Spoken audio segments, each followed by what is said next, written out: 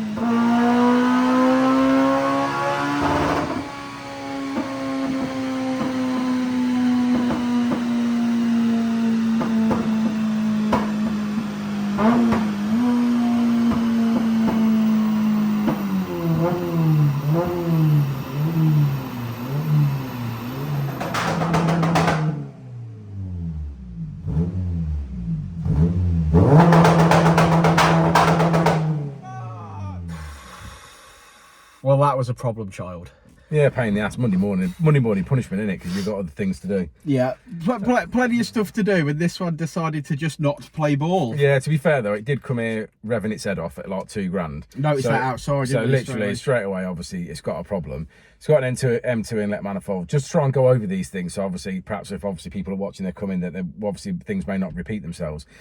Problems they have is the cheap Chinese manifolds, M2s and cheaper ones than that, don't have the drill way for the idle air. So when it goes into the inlet manifold, they don't have that. So just check that it's there. If it's not, drill it so that it is there, so the idle speed will work.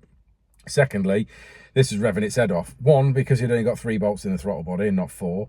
Secondly, there's 2 ports underneath the M2 inlet manifold. There's 2 brass ports under there. Again, both open to air. So obviously it's going to have an air leak, therefore it's going to have high revs.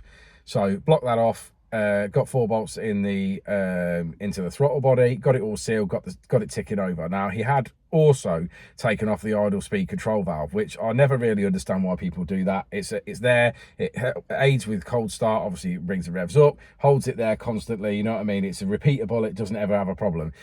Obviously, again, he'd removed that. He said it was dangling down, so I thought, well, at least I can put it back on then. But then what he'd actually done is it was just a solenoid that was there. He took the rest of it off, like broke it off the top of it, so it only got part of it, so he didn't have the light on the dash, I think. We've obviously mapped those codes out. I've tried to set the throttle body as best as I can by the idle screw, but obviously it will tick over low when you start it when it's cold, and obviously it should be about right when it gets up to temperature. So that's about all I can do with that. Then obviously did an initial power run, obviously settled in, calibrated the throttle position sensor, which is what I always do first, and it wouldn't calibrate. So the throttle position sensor had a problem as well, so obviously again another issue. So luckily we went to the workshop upside down until we did actually find one. So we did that, calibrated it, fitted that. But again, it was some hassle though. You've got to take the induction kit off, got to take the throttle body back off because it's jammed up against the coolant hose, you can't get it off. So anyway, got through all that, got that sorted out. And then we had a primary O2 sensor fault. So it's just, this car has got a lot of silly little issues that's just took us best part of the morning really to get to any level, to get to a point when we're ready to map. Having said all of that, it's for the mods that it's got, it's actually mapped up really well. Yeah, the mods that it's got are not the best. But it's mapped up okay. We made some good power in the mid-range, we made some peak power. It will certainly transform the way the car drives. It's just that it would have been nice, obviously, had everything been okay. It's not, obviously wasn't like that. A bit annoyed about the primary O2 sensor. It's going to be in a situation really, I think, that he's going to want to put more mods on it, fix some stuff, and then bring it back, and obviously we can really make some power out of it, I think, is what I'm going to suggest. Agreed. So a little list of this is what you should do on his invoice, I think. But should we have a look at that graph?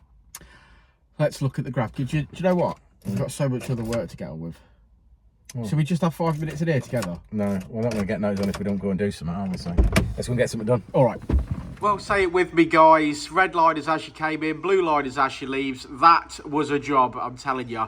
It was hard work, but we finish on 225 brake horsepower, 189 at the wheels.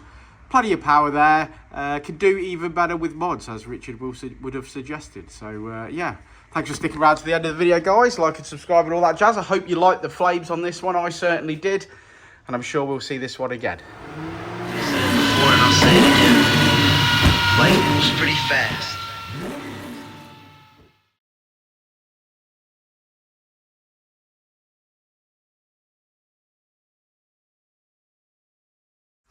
Hey, it's your boy Danny at Dynodaze. Just to let you know, every last Saturday of the month is a Honda meet at Dynodaze. So that's every last Saturday, 9 AM till 12 noon. We've got a rolling road here if you need it. But otherwise, just come down in your Honda, park up, pop your hood, chat to other like-minded enthusiasts. We love it. It's chilled out. So come and join us. Last Saturday of every month, Honda meet. Yeah.